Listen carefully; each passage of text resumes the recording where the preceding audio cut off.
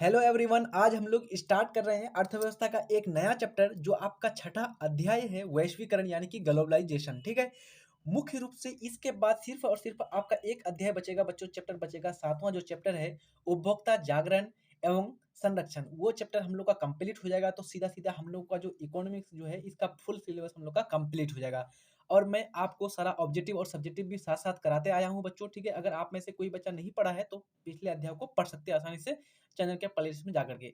जहाँ तक इस चैप्टर की बात की जाए तो इसका भी इम्पोर्टेंस आपके एग्जाम में बहुत ही ज़्यादा रहता है, क्योंकि यहाँ से जो है हर बार कम से कम एक जो है 1 मार्क्स ऑब्जेक्टिव पूछा जाता है, 2 मार्क्स आपका मुख्य रूप से जो है आपका लघु में पूछा जाता है, तो 3 मार्क्स हो गया। और कभी-कभार बच्चों आपका सीधा-सीधा दीर्घ उत्तरीय प्रश्न आ जाता है। अगर दीर्घ उत्तरीय प्रश्न आ गया तो 5 से 6 मार्क्स इस चैप्टर से आ जाता है, यानी कि 4 मार्क्स कम से कम आप लोग फिक्स रखिए इस चैप्टर को पढ़ने के बाद आपका आ ही जाएगा। ठीक है। आइए सबसे पहले हम लोग इस चैप्टर में बात क्या-क्या करेंगे, तो इस चैप्टर में हम लोग पढ़ने वाले हैं वैश्वीकरण यानी कि ग्लोबलाइजेशन। उसके बाद इसके क्या-क्या प्रॉफिट्स हैं, इसके बेनिफिट्स को जानने वाले हैं, यानी कि इनके फायदे क्या-क्या हुए। उसके बाद निजीकरण, उदारीकरण, उसके बाद बहुराष्ट्रीय कंपनियाँ क्या होती है, मॉल क्या होता है, ये इन सारे यानी कि वैश्वीकरण जो है इसका जो प्रभाव है भारत पर किस प्रकार से पड़ा, स्पेशली रूप से बिहार में किस प्रकार से पड़ा, इन सारे चीज़ों को हम लोग जानने वाले हैं बच्चों। ठीक है। स्टार्ट करते हैं। सबसे पहले जानते हैं वैश्वीकरण को, और सबसे इंपॉर्टेंट वीवीआई लगा दीजिएगा, वैश्वीकरण किसे कहते हैं, बार बार क्वेश्चन पूछा गया यहाँ से। ठीक है। जब मैं क्वेश्चन आंसर कराऊंगा वहां पर बता ही दूंगा, लेकिन यहाँ पर आप लोग ध्यान रखिएगा, जब जब मैं बोलूँ बच्चों इंपॉर्टेंट है तो वहां पर आप लोग को कॉन्सेंट्रेट करना है। ठीक है। नोट डाउन कर लेनी है। वैश्वीकरण किसे कहते हैं, ये क्वेश्चन आपका 4 बार पूछा हुआ है। ठीक है। 2014 में पूछा हुआ है, 17 में पूछा हुआ है, 18 में पूछा हुआ है और 21 में भी आया हुआ है। ठीक है। आइए बात करते हैं वैश्वीकरण किसको बोलेंगे, तो वह प्रक्रिया जिसके द्वारा विश्व की विभिन्न अर्थव्यवस्थाओं का एकीकरण कर लिया जाता है। क्या कर दिया जाता है, एकीकरण कर लिया जाता है, ताकि वस्तुओं एवं सेवाओं, प्रौद्योगिकी, पूंजी और श्रम या मानवीय पूंजी का बिना रुके प्रवाह हो सके। बिना रुके एक स्थान से दूसरे स्थान, एक देश से दूसरे देश में क्या हो, आसानी से उसका निवेश हो सके। या फिर दूसरी मतलब कि भाषा में हम लोग कह सकते हैं, देश की अर्थव्यवस्था को विश्व की अर्थव्यवस्था के साथ मिलाना ही क्या कहलाता है, वैश्वीकरण कहलाता है बच्चों। मुख्य रूप से यहाँ से आपका ऑब्जेक्टिव क्वेश्चन एक बार पूछा गया है, वैश्वीकरण का क्या अर्थ है, इस प्रकार से सीधा सीधा पूछ लिया गया है। आयात पर नियंत्रण, निर्यात पर नियंत्रण, विश्व अर्थव्यवस्था से समन्वय, या फिर इनमें से कोई नहीं। तो यहाँ पर हम लोगों ने परिभाषा को क्या देखा, यहाँ से परिभाषा को देखा कि 10 देश की अर्थव्यवस्था को विश्व की अर्थव्यवस्था के साथ मिलाना। तो यही आपका यहाँ से ये आपका एक ऑब्जेक्टिव आसानी से हल हो जाएगा बच्चों। अब बात करते हैं वैश्वीकरण के क्या फायदे होते हैं। तो इसके अंतर्गत पूरी दुनिया का बाजार एवं दूसरे के लिए क्या होता है बच्चों, स्वतंत्र होता है, पूर्ण रूप से फ्री होता है। कोई भी सामान आप जाकर के किसी भी देश में आसानी से बेच सकते हैं। दुनिया के लोग अधिक संपर्क में आ गए, यानी कि जब से वैश्वीकरण हुआ, ग्लोबलाइजेशन हुआ, इससे क्या हो गए कि अलग अलग देशों के लोग दुनिया के क्या हो गए, एक दूसरे के संपर्क में आ गए, एक दूसरे के कांटेक्ट में आ गया। एक देश से दूसरे देश के बीच की पूंजी, तकनीक एवं सेवाओं का बिना किसी रुकावट के आसानी से क्या होने लगा, प्रवाह होने लगा। आसानी से आयात और निर्यात का स्तर बहुत ही ऊंचा हो गया। पूंजी आसानी से, आपके पास अगर पूंजी है तो आप अपना भारत देश से जाकर के अमेरिका, रूस, जापान, चीन कहीं पर भी अपना निवेश कर सकते हैं। उसी प्रकार से टेक्नोलॉजी, उसी प्रकार से जो सर्विस सेक्टर है, इसमें भी क्या हुआ, बिना रोक टोक के आसानी से प्रवाह होने लगा। छोटे गाँव गाँव या शहर के बाजार में सभी वस्तुएं आसानी से उपलब्ध होने लगी। यानी कि कोई वस्तु अगर आपका जापान में मिल रहा है बच्चों, तो वो वस्तु आपको आसानी से भारत में भी मिल जाएगी, आपके शहर, आपके गाँव में भी मिल जाएगी। क्यों? क्योंकि वैश्वीकरण हो गया। पूरा जो दुनिया है, पूरी दुनिया एक दूसरे के कांटेक्ट में आ गया, एक दूसरे से जुड़ गया। और वही सारी वस्तुएं जहाँ पर जो दूसरे देशों में उपलब्ध है, वही सारी सारी लग्जरीज लाइफ जो है, वही सारी वस्तुएं मुख्य रूप से आपके भी शहर में आसानी से उपलब्ध होने लगे। किसके कारण? तो मुख्य रूप से वैश्वीकरण के कारण। ये सारे आपके क्या होगा, बेनिफिट्स हो गए, यानी कि आपके फायदे हो गए। ठीक है बच्चों। चलिए आगे बात करते हैं हम लोग। बैंकों मिलनोविक यानी कि एक आपका अर्थशास्त्री बच्चों ये कहता है, इसके अनुसार क्या है आपका वैश्वीकरण। वैश्वीकरण अर्थ का अर्थ है पूंजी, वस्तु, प्रौद्योगिकी, प्रौद्योगिकी बोलते बच्चों, बोलते हैं टेक्नोलॉजी, क्या बोलते हैं उसको, टेक्नोलॉजी, एवं लोगों का विचार का स्वतंत्र प्रवाह होता है। कोई भी ऐसा वैश्वीकरण आंशिक ही माना जाएगा जिसमें मानवीय संपदा के प्रवाह में रुकावट आए। यदि मानवीय संपदा के प्रवाह में, यानी कि उसके बहने में, उसके आयात निर्यात में किसी भी प्रकार की रुकावट आती है, या पूंजी में, या फिर वस्तु, प्रौद्योगिकी, टेक्नोलॉजी, लोगों का विचार आचार, इसमें अगर इसके प्रवाह में किसी भी प्रकार का रुकावट आती है, तो बच्चों बोलेंगे हम लोग कि उसे वैश्वीकरण नहीं माना जाएगा। और अगर इन सारी वस्तुओं का आसानी से परवाह हो जाए बिना रोक-टोक के, बिना रुकावट के, तो उसको हम लोग बोलेंगे वैश्वीकरण। और इसको मुख्य रूप से किन्होंने परिभाषित किया था? बैंको मिल्नोविक साहब ने कहा था, ठीक है? याद रखिएगा। आगे बात करते हैं नोट पॉइंट के रूप में, वैश्वीकरण जो है बच्चों, ये वैश्वीकरण जो है निजीकरण तथा उदारीकरण की नीतियों का परिणाम है। यानी कि ये किसका परिणाम है? मुख्य रूप से निजीकरण और उदारीकरण। तो अब निजीकरण और उदारीकरण होता क्या है? तो सबसे पहले इसको जान लेते हैं अच्छी तरह से, बहुत ही इंपॉर्टेंट है, वीवीआई लगा दीजिएगा। निजीकरण और उदारीकरण पर वीवीआई लगा दीजिए और नोट डाउन कर लीजिएगा। ये क्वेश्चन आपका बार-बार क्वेश्चन पूछा जाता है कि निजीकरण से आप क्या समझते हैं? 2 बार पूछा हुआ है। उदारीकरण से आप क्या समझते हैं? 2 बार पूछा हुआ है। ठीक है बच्चों? चलिए बात करते हैं निजीकरण। निजीकरण मीन्स होता है बच्चों प्राइवेटाइजेशन, ठीक है? निजीकरण का अभिप्राय निजी क्षेत्र द्वारा सार्वजनिक क्षेत्र के उद्यमों पर पूर्ण रूप से या आंशिक रूप से समन्वित प्राप्त करना तथा उनका प्रबंधन करना। आर्थिक सुधारों के अंतर्गत भारत सरकार ने 1991 यानी कि 1991 से निजीकरण की नीति अपनाई। क्वेश्चन यहाँ से सीधा-सीधा आपको ऑब्जेक्टिव पूछा जाएगा कि भारत ने निजीकरण का जो रास्ता है कब चुना? 1990, 1991, 1992, 1993। सीधा-सीधा आपको आंसर करना है। 1991 में भारत सरकार ने क्या किया? निजीकरण के रास्ते को अपनाया, निजीकरण के मार्ग को अपनाया, ठीक है? अब बात करते हैं, कोई व्यक्ति अपने संपत्ति का मालिक खुद होता है, उसके संपत्ति पर किसी भी प्रकार से सरकार का हाथ नहीं रहता है। इसी को मुख्य रूप से क्या कहते हैं बच्चों? निजीकरण कहते हैं। मान लीजिए एग्जाम्पल के रूप में देखिए, मान लीजिए आपके पास 10 लाख रुपए है, ठीक है? अब वो आपका 10 लाख क्या है बच्चों? आपका निजी है, उस पर किसी दूसरे का हक नहीं है। उस 10 लाख के माध्यम से आप कहीं पर भी इन्वेस्ट कर सकते हैं, एक छोटा-सा शॉप खोल सकते हैं, बड़ा-सा मॉल खोल सकते हैं, कुछ भी कर सकते हैं बच्चों। मान लीजिए आपने क्या किया? एक दुकान किया, और किस प्रकार का दुकान किया? मान लीजिए आपने एक जो प्रमुख रूप से कपड़े का दुकान किया, तो वो कपड़े का जो दुकान किया, आपने अपने रुपया लगाए उसमें, तो आपने अपना निजी रुपया लगाया, तो वो आपका हो गया, वो संपत्ति जो हुई आपकी निजी हुई बच्चों।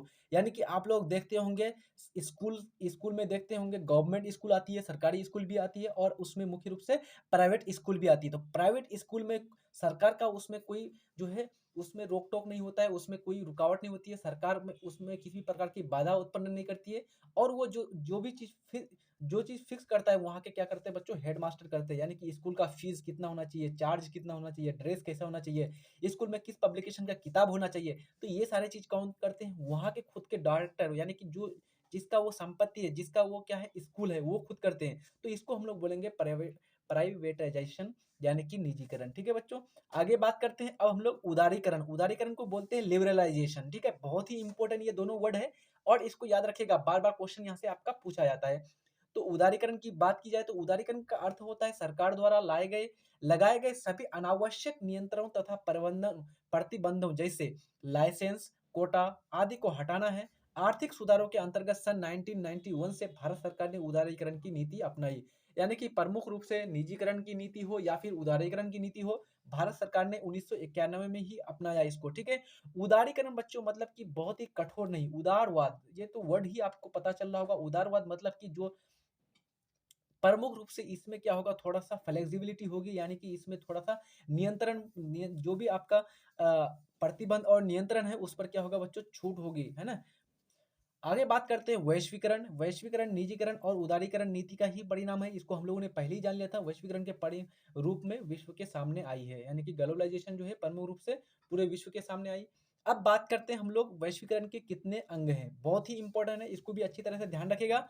और यहाँ से सीधा-सीधा क्वेश्चन पूछा जाता है बच्चों, ऑब्जेक्टिव के रूप में एक बार क्वेश्चन पूछा गया था कि वैश्वीकरण का जो प्रमुख अंग है वो कितने हैं? प्रमुख कितने अंग हैं? 1, 2, 3 या फिर 5? इस प्रकार से क्वेश्चन पूछा गया था। तो ध्यान रखिएगा, वैश्वीकरण के प्रमुख रूप से 5 अंग है बच्चों। कितने अंग है? प्रमुख रूप से 5 अंग है। पहला अंग है व्यवसाय और व्यापार संबंधी अवरोधों में कमी। दूसरा है आपका प्रमुख रूप से पूंजी का निर्बाध प्रवाह, यानी कि आसानी से पूंजी का क्या हो? फ्लो हो, प्रवाह हो। तीसरा है आपका टेक्नोलॉजी का निर्बाध प्रवाह। उसके बाद चौथा है श्रम का निर्बाध प्रवाह, और पांचवा है आपका पूंजी की पूर्ण परिवर्तनशीलता, ठीक है? ये सारे आपका इंपॉर्टेंट अंग है, महत्वपूर्ण अंग है, किसके? कंपोनेंट्स हैं, किसके? ग्लोबलाइजेशन के, यानी कि वैश्वीकरण के, ठीक है? आइए अब हम लोग एक-एक करके पाँचों को क्या करते हैं, हम लोग देख लेते हैं। तो यहाँ पर देखिए वैश्वीकरण के 5 मुख्य रूप से निम्नलिखित अंग हैं। पहला बात करते हैं व्यवसाय और व्यापार संबंधी अवरोधों में कमी, यानी कि वैश्वीकरण के बाद, वैश्वीकरण के पश्चात क्या हुआ बच्चों? जो भी व्यवसाय है और जो भी जिस प्रकार की भी व्यापार है, इसमें क्या हो गया? बिना रोक टोक के परवाह होने लगे, आसानी से एक दो देश से दूसरे देश में जाकर के आप लोग क्या कर सकते हैं, कोई भी व्यक्ति जाकर के आसानी से व्यापार कर सकता है, ठीक है, ट्रेड कर सकता है। तो व्यापार अवरोधकों को कम करना ताकि वस्तुओं एवं सेवाओं का बेरोक टोक आदान प्रदान हो सके, यानी कि इसमें क्या है बच्चों, व्यापार अवरोधक है, इसको कम करना ताकि क्या हो जाए, आसानी से जो भी वस्तुएं कहीं पर भी उत्पादन हो रही है या फिर किसी भी प्रकार की जो सेवा जो है अन्य देशों में उत्पादन हो रही है, उसका बेरोक टोक यानी कि बिना किसी रोक टोक के आसानी से आदान प्रदान हो सके दूसरे देशों में। उसके बाद इसका मतलब ये है कि विदेशी कंपनियां भारतीय बाजार में अपनी वस्तुओं तथा सेवाएं मुक्त रूप से बेच सकती है और इसी प्रकार भारतीय कंपनियां विदेशों में अपनी वस्तुएं आसानी से बेच सकती है। यानी कि जब व्यवसाय और व्यापार पर क्या होगा बच्चों, संबंधी अवरोधों में कमी हो जाएगी, तो मुख्य रूप से जो भी अन्य देशों की वस्तुएं और अन्य देशों की जो कंपनियां हैं बच्चों, वो कंपनियां क्या हो जाएगी, भारत में आएगी, भारत में अपने अपना निवेश करेगी और क्या करेगा, भारत से लाभ कमाएगा। उसी प्रकार से जो भी भारतीय कंपनियां होगी वो अलग देशों में जाकर के अपनी कंपनियां लगाएगी और अपने कंपनियों के द्वारा फिर क्या करेगा बच्चों, वो आपका बेनिफिट्स कमाएंगे, है ना। तो इस प्रकार से बहुत ही आसान हो गया व्यापार और व्यवसाय में। दूसरा प्रमुख रूप से अंग है पूंजी का निर्बाध प्रवाह यानी कि फ्री फ्लो ऑफ कैपिटल। प्रमुख रूप से इसमें क्या है, ऐसा वातावरण कायम करना जिससे विभिन्न देशों में पूंजी का क्या हो, प्रवाह स्वतंत्र रूप से हो। इसका मतलब ये हुआ कि विदेश पूंजीपति अब भारत में निवेश कर सकते हैं और भारतीय जो भी पूंजीपति है वे विदेशों में जाकर के आसानी से निवेश कर सकते हैं। इसमें प्रमुख रूप से ये बात हुआ बच्चों, ठीक है। तीसरा आपका प्रौद्योगिकी का निर्बाध प्रवाह यानी कि फ्री फ्लो ऑफ टेक्नोलॉजी, यानी कि जो भी आपका टेक्नोलॉजी है उसका भी आसानी से प्रवाह हो सके। जैसे चाइनीज सामान कुछ भी है वो आसानी से क्या बच्चों, वो टेक्नोलॉजी वहां पर क्या है, प्रौद्योगिकी का विकास ज्यादा हो पाया, उसके कारण वो क्या कर सकते हैं, वो अन्य सस्ती सस्ती चीजों को क्या करती है बच्चों, उत्पादन करती है और वो आसानी से भारत या फिर अन्य देशों को क्या कर देती है, निर्यात निर्यात कर देती है। तो इस प्रकार से टेक्नोलॉजी का आसानी से क्या हो, प्रवाह, ऐसा वातावरण कायम करना जिससे कि प्रौद्योगिकी यानी कि टेक्नोलॉजी का निर्बाध या बिना बाधा के प्रवाह हो सके। इसका अर्थ ये है कि हम बिना किसी प्रतिबंध के किसी भी देश से प्रमुख रूप से प्रौद्योगिकी यानी टेक्नोलॉजी आयात कर सकते हैं, है ना। चौथा आपका पॉइंट है श्रम का निर्बाध प्रवाह यानी कि आपका labour, free flow of labour, ऐसा वातावरण कायम करना जिससे क्या हो जाए, देश में श्रम का निर्बाध आसानी से प्रवाह हो सके। मान लीजिए किसी भी प्रकार का बच्चों श्रम का आसानी से प्रवाह हो सके। पांचवा है आपका पूंजी की पूर्ण परिवर्तनशीलता। पूंजी की परिवर्तनशीलता भी वैश्वीकरण का क्या है, प्रमुख रूप से ये भी एक अवयव है। ये देखने में आया है कि पूंजी, प्रौद्योगिकी, वस्तु और सेवाओं का क्षेत्र में दुनिया के विभिन्न देशों के बीच निर्बाध प्रवाह में काफी वृद्धि हुई है। यानी कि वैश्वीकरण के पश्चात जो बच्चों मानवीय पूंजी है, जो पूंजी बाजार है, प्रौद्योगिकी है, वस्तुएं हैं और जितनी भी प्रकार की सेवाएं हैं, इनका आसानी से क्या हो जाए, क्या हुआ, आसानी से एक देश से दूसरे देश में काफी निर्बाध प्रवाह में काफी वृद्धि हुई। अब बात करते हैं हम लोग मॉल के बारे में बच्चों, ठीक है। ये भी क्वेश्चन आपका आता है कि मॉल से आप क्या समझते हैं, ठीक है। तो मॉल के बारे में जानते हैं। आप लोग अपने शहर में जाते होंगे मॉल में, तो वहां पर क्या देखते हैं, प्रमुख रूप से वहां पर एक सामान्य व्यक्ति के लिए जितनी भी आवश्यकता की वस्तुएं हैं, जैसे पहनने के लिए कपड़े, खाने के लिए भोजन, किसी भी प्रकार की खेलने के लिए अलग प्रकार की जो बच्चों की जो वस्तुएं होती है, खेलने के लिए खिलौने होते हैं और विभिन्न प्रकार की वस्तुएं आपको एक ही मार्केट में मिल जाएगा, सारा चीज एक ही जो है दुकान में मिल जाएगा, तो उसको हम लोग बोलेंगे मॉल बोलेंगे बच्चों, ठीक है। छोटे बड़े शहर में छोटे या बड़े पैमाने पर ऐसा बाजार बना जहां पर एक छत के नीचे उपभोक्ता के लिए हर छोटी एवं बड़ी चीजें मिलने लगी, इसी को हम लोग क्या कहते हैं, मॉल कहते हैं बच्चों। एक ही दुकान में आप इंटर किए, प्रवेश किए और वहां पर आपको सर उस मतलब कि जीरो लेवल से लेकर के एकदम हाईएस्ट एडवांस लेवल तक की आपको वस्तुएं आसानी से मिल गई, तो उसको हम लोग बोलेंगे मॉल। अब बात करते हैं वैश्विक गांव यानी कि ग्लोबल विलेज। वैश्वीकरण के कारण ऐसा ऐसा आवास स्थान का निर्माण हो रहा है जहां पर आधुनिकतम यानी कि मॉडर्न जो है रिसोर्सेज है, संसाधन उपलब्ध है। इसके साथ वहां पर व्यक्तियों को उनकी इच्छा से बसने की सुविधा, विभिन्न देश, विभिन्न विचार तथा विभिन्न धार्मिक मान्यताओं के सभी लोग रहते हैं, वैश्विक गांव कहलाता है। यानी कि वैश्विक गांव जस कोई भी एक स्थान निश्चित किया गया और उसमें बच्चों विभिन्न देशों के लोग रह सकते हैं और किसके यानी कि बिना किसी भेदभाव के, बिना किसी जाति के आधार पर, बिना किसी धर्म के आधार पर अपने विचार और आचार को आसानी से वो लोग क्या कर सकते हैं, अपने आचार और विचार को वो लोग मतलब कि एक दूसरे को शेयर कर सकता है, साझा कर सकता है। तो इसको हम लोग बोलते हैं प्रमुख रूप से वैश्विक गांव यानी कि ग्लोबल विलेज। अब बात करते हैं बहुराष्ट्रीय कंपनियां, बहुत ही इंपॉर्टेंट है, जल्दी से आप लोग नोट डाउन कर लीजिए, स्क्रीनशॉट भी खींच सकते हैं आप लोग, ठीक है बच्चों। आपसे रिक्वेस्ट करूंगा अगर आप लोग चैनल में नए हैं तो सबसे पहले चैनल को सब्सक्राइब कीजिए। आप लोग अगर चैनल में नए हैं तो आप लोग सब्सक्राइब कर दिए और अपने दोस्त यार को एक बार शेयर भी कर दीजिएगा बच्चों, ठीक है। ज़्यादा से ज़्यादा शेयर करेंगे तो दोस्त लोग आपके जुड़ेंगे तो उनको भी फ़ायदा मिलेगा इन वीडियोज़ से, है ना? चलिए, बात करते हैं बहुराष्ट्रीय कंपनियाँ। ये भी क्वेश्चन आपका 2021 ये 2011 और 2012 2 बार लगातार आया हुआ है, लेकिन लगातार 10 साल से आपका और नहीं पूछा है इस क्वेश्चन को। तो हो सकता है कि लघु उत्तरीय प्रश्न में ये आपका क्वेश्चन आ जाए बच्चों, ठीक है। बात करते हैं वह कंपनी जो एक से अधिक देशों में उत्पादन पर नियंत्रण व स्वामित्व रखती है, जैसे Ford Motors, Samsung, Coca Cola, Nokia, Infosys, Tata Motors आदि। ये सारे क्या है बच्चों, बहुराष्ट्रीय कंपनियां हैं, बहुत ही इंपॉर्टेंट है। यहाँ से आपका ना मुख्य रूप से ऑब्जेक्टिव बहुत क्वेश्चन पूछा जाता है बच्चों। यहाँ आपको ध्यान रखना है, बहुराष्ट्रीय कंपनी किसको किसको बोलेंगे, तो वह कंपनी जो एक से अधिक देशों में अपना उत्पादन करेगा और उसके उत्पादन पर नियंत्रण किसका रहेगा, तो उनके कंपनियों का होगा और उसमें उसी का अधिकार स्वामित्व होता है बच्चों, अधिकार, ठीक है। और एग्जाम्पल के रूप में आपको ध्यान रखना है, Ford Motors, Samsung, Coca Cola, इन तीनों को अपना दिमाग में रख लीजिए, नोकिया इसको भी याद रख लीजिए। ये चारों आपका बहुत ही इंपॉर्टेंट है। 2 से 3 बार क्वेश्चन पूछा गया आपको सीधा-सीधा कि इनमें से कौन बहुराष्ट्रीय कंपनियां नहीं है। इस प्रकार से आपको ऑप्शन दे देगा और एक कोई देशी कंपनी का नाम दे देगा, तो उसको आपको टिक कर देना है, ठीक है बच्चों। और कभी-कभार ऐसा क्वेश्चन पूछा जाता है कि इनमें से कौन, यानी कि इनमें से कौन राष्ट्र यानी कि बहुराष्ट्रीय कंपनी है। एक दे देगा फोर्ड मोटर्स, दूसरा देगा सैमसंग, तीसरा देगा कोका कोला या फिर आपका नोकिया। तो प्रमुख रूप से ये चारों क्या हो जाएगा बच्चों, बहुराष्ट्रीय कंपनियों के अंतर्गत ही ये आ जाएगा, ठीक है। बार-बार इस तरह का क्वेश्चन आपको बार-बार पूछा हुआ है, 2018 में भी पूछा हुआ है, 2019 में भी पूछा हुआ है ये प्रश्न, ठीक है बच्चों।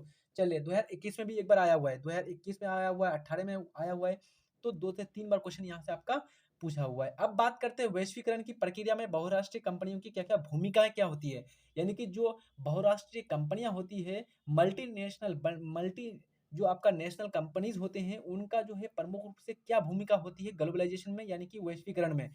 तो पहला है बहुराष्ट्रीय कंपनी की कार्यप्रणाली। बहुराष्ट्रीय कंपनियां उत्पादन लागत में कमी करने एवं अधिकतम लाभ कमाने के लिए उन जगहों या देशों में कारखाना स्थापित करती है जहां उन्हें सस्ता श्रम मिल सके, यानी कि लेबर मिल सके, सस्ता कच्चा माल मिल सके एवं अन्य संसाधन आसानी से, यानी कि जैसे आपको उसको इलेक्ट्रिसिटी, उसको जो है रोड सेवा, यातायात के साधन आसानी से, संचार का माध्यम आसानी से प्राप्त हो जाए, तो उन्हीं देशों में जाकर के क्या करती है, अपनी कंपनियां लगाती है और उससे वो अधिक से अधिक लाभ कमाती है बच्चों, ठीक है। इन्हीं को कहते हैं बहुराष्ट्रीय कंपनियां।